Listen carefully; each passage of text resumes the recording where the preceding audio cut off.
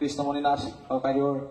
জাননী মাজৰে গীতটি আৰু ৰুণুজুনুমাই সেই গীতটো আচলতে বহুত পুৰণি গীত আমি সৰুৰ পৰাই শুনি আহিছো তাকে আমি প্ৰদৰ্শনীবিলাক যি আমি